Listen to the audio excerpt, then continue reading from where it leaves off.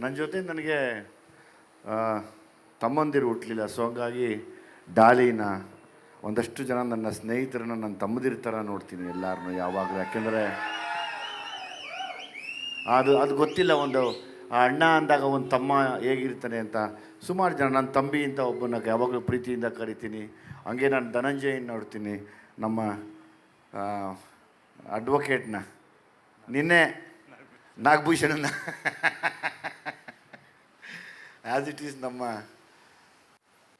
ಚೇರ್ಮನ್ರು, ನಿನ್ನೆ ಚೇರ್ಮನ್ರು ಅನ್ನೋದು ನಾನು. ಅಂದರೆ ಆ ಒಂದು ಸ್ಟೇಜು ಸಿಗತ್ತೆ ಖಂಡಿತವಾಗ್ಲೂ. ನಿಮ್ಮನ್ನೆಲ್ಲ ನಾನು ಅದೇ ಥರ ನೋಡ್ತೀನಿ ಯಾವಾಗಲೂ. ನಾನು ಇನ್ನೊಂದು ಸತಿ ಯಾರನ್ನ ದೊಡ್ಡವರು ನಾನು ಯಾವ ಸ್ಟೇಜ್ ಮೇಲೂ ಬರೋಲ್ಲ. ಅದೇ ಇವ್ರಿಗೆ ಹೇಳಿದೆ, ಇನ್ನು ನಾನು ಪಂಚೆ ಶರ್ಟ್ ಹಾಕ್ಕೊಂಡು ಟವಲ್ ಹಾಕ್ಕೊಂಡು ಬರ್ಬೇಕಷ್ಟೇ, ದಾರಿ ಬಿಡ್ರ ಅಂತ. ಧನಂಜಯನ ಬಗ್ಗೆ ಯಾವಾಗಲೂ ನನಗೊಂದು ಅಪಾರವಾದ ಗೌರವ ಇದೆ ಇದೆಯಲ್ಲಿ. ಯಾಕೆಂದರೆ ತಾನು ಬೆಳೆದು ಜೊತೆಲಿದ್ದವ್ರನ್ನೂ ಬೆಳೆಸ್ಕೋಬೇಕು ಅಂತ, ಜೊತೆಲಿರೋರು ಎಲ್ಲರನ್ನೂ ಕರ್ಕೊಂಡು ಆ ಮುಂದಕ್ಕೆ ಹೋಗುವಂಥ ಮನೋಭಾವನೆ ತುಂಬ ದೊಡ್ಡದು. ಎಲ್ರಿಗೂ ಬರಲ್ಲ. ಸ್ಪೆಷಲಿ ನಮ್ಮ ಗಾಂಧಿನಗರದಲ್ಲಿ ಹುಟ್ಟಿದ್ರೆ ಸಾಕು, ತುಳಿದಾಕ್ತಾ ಇರ್ತಾರೆ ಹಂಗೆ ಹಾಕ್ಕೊಂಡು.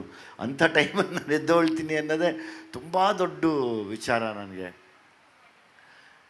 ಹಂಗಾಗಿ ಧನಂಜಯನ ಸ್ಟ್ರಗಲ್ಲು ಮತ್ತು ಧನಂಜಯ ಬಂದಿದ್ದ ರೂಟು ಮತ್ತು ಎಲ್ಲದಕ್ಕಿಂತ ಹೆಚ್ಚಾಗಿ ಧನಂಜಯನ ಮನಸ್ಸು ನನಗೆ ತುಂಬ ಇಷ್ಟ ಅಂತ. ನನ್ನ ಒಂದು ಸಲಗ ಮಾಡಿದಾಗ ನನ್ನ ಹತ್ರ ಎಲ್ಲವನ್ನೂ ಕಳ್ಕೊಂಡಿದ್ದೆ.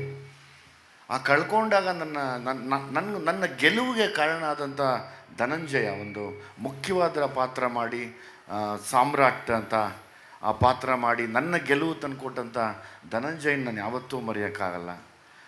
ಹಂಗಾಗಿ ನಾನು ಯಾವಾಗಲೂ ಇಲ್ಲೇ ಇಟ್ಕೊಂಡು ಒಳಗಡೆ ಪ್ರೀತಿ ಮಾಡ್ತೀನಿ ಇವ್ರನ್ನೆಲ್ಲರನ್ನೂ. ಸತೀಶನ್ನು ಅಷ್ಟೇ. ಸತೀಶನ್ನು ನೋಡಿದಾಗ ನನಗೆ ಯಾವಾಗಲೂ ಸತೀಶ ಅದ್ಭುತವಾದ ನಟ. ನನಗೆ ಆಸೆ ಜೊತೆಯಲ್ಲಿ ಒಳ್ಳೊಳ್ಳೆ ಕ್ಯಾರೆಕ್ಟರ್ಸ್ ಮಾಡಬೇಕು ಅಂತ ಆಸೆ. ಆಮೇಲೆ ನಮಗೆಲ್ಲರಿಗೂ ಇನ್ನೂ ಏನೋ ಒಂದು ದೊಡ್ಡ ಬ್ರೇಕ್ ಸಿಗಬೇಕು ಅನ್ನೋ ಆಸೆ ನನಗೆ ಯಾವಾಗಲೂ. ನನಗೂ ಏನೂ ಸಿಕ್ಕಿಲ್ಲ ಇನ್ನೂ ಅಂತ ನಾನು ಯಾವಾಗಲೂ ಅನ್ಕೋತೀನಿ, ಇನ್ನೇನ ಮಾಡಬೇಕು. ಫಾರ್ ಎಕ್ಸಾಂಪಲ್, ನಾನು ನಿನ್ನ ಮರ್ತೇ ಹೋಗ್ತೀನಿ ಕಣಪ್ಪ, ನಮ್ಮ ನವೀಣ, ಗುಲ್ಟು ನವೀಣ,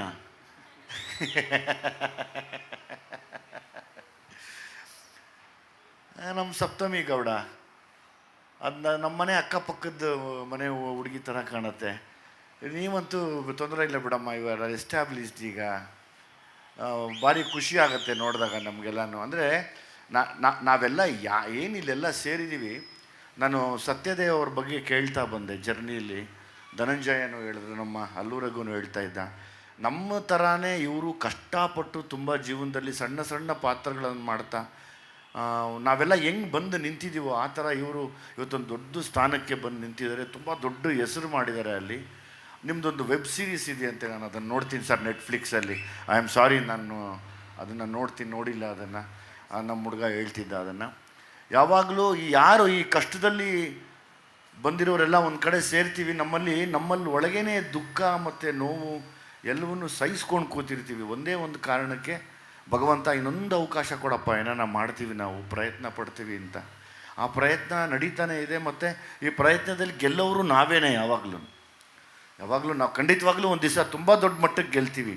ಇವತ್ತೇನು ನಾವೆಲ್ಲ ಮಾತಾಡ್ತಾ ಇದ್ದೀವಿ, ಸ್ಪೆಷಲಿ ಸತೀಶ ನೀನೇನು ಮಾತಾಡಿದೆ, ನನಗೆ ತುಂಬ ಮನಸ್ಸಿಗೆ ನಾಟ್ತಾ ಇತ್ತು ಅದು. ಅಂದರೆ ಇಲ್ಲಿ ಜನ ಕಡಿಮೆ ಇರ್ಬೋದು, ಬಟ್ ವಿಷಯ ತುಂಬ ದೊಡ್ಡದಾಗಿದೆ, ತುಂಬ ದೊಡ್ಡ ಮಟ್ಟಕ್ಕೆ ಮುಟ್ತಾ ಇರುತ್ತೆ ಎಲ್ಲರ ಮನಸ್ಸಿಗೂ.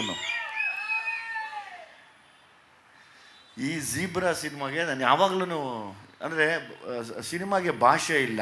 ತೆಲುಗು, ಕನ್ನಡ, ತಮಿಳು, ಹಿಂದಿ ಯಾವತ್ತೂ ಭಾಷೆ ಇಲ್ಲ.